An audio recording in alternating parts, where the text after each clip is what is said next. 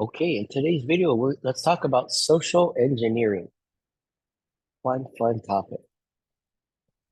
So, what is social engineering? Well, it's basically um, getting an authorized user to give information or access to an unauthorized person, right? And how do they do that? Very simple. Deception and trickery. So this is where like cybersecurity gets really fun, right? Because you're trying to you're trying to trick people. Um, in class the other year, we talked about how to rob a bank, and a lot of it comes down to social engineering because the weakest point in any system is actually the humans. So beyond, encryption and all this fancy computer stuff, the weakest point is the human. So if you can trick a human into giving you information, um, accidentally, divulging their password, or you see that they keep their password written on a post-it note inside their desk, um,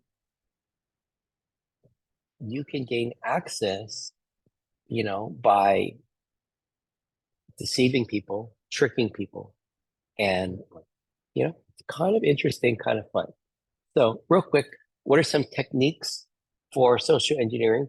Well, baiting, just shooting the breeze with somebody and just, you know, asking them random questions and then building that relationship and then getting them to tell you some details or facts that you need to know, right?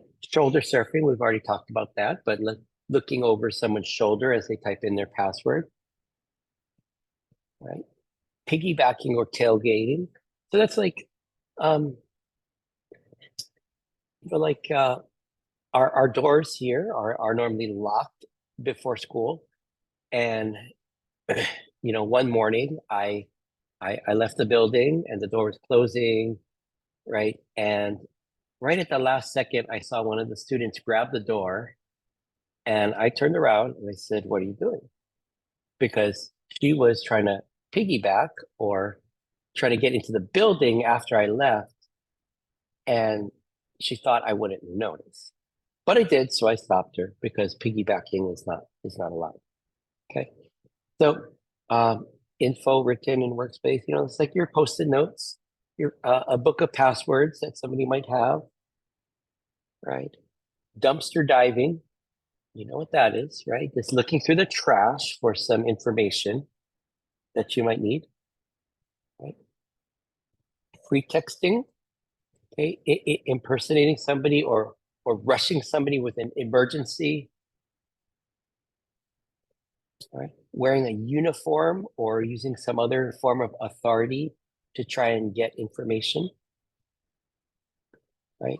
And then scareware, right? Phishing, which we'll talk about in another section, uh, and other detailed types of phishing like spear phishing and whaling, kind of different forms of phishing, right? So how do we protect against this stuff?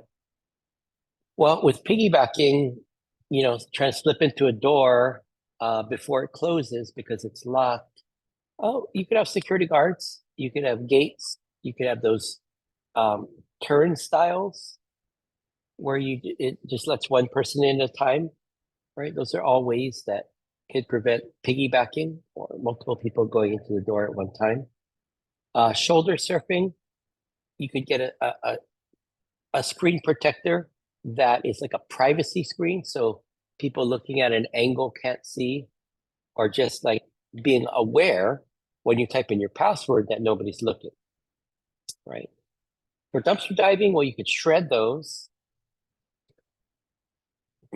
If you're concerned about, phishing or malware, um, you could, of course, have a anti-malware, antivirus scanner running on your computer, right?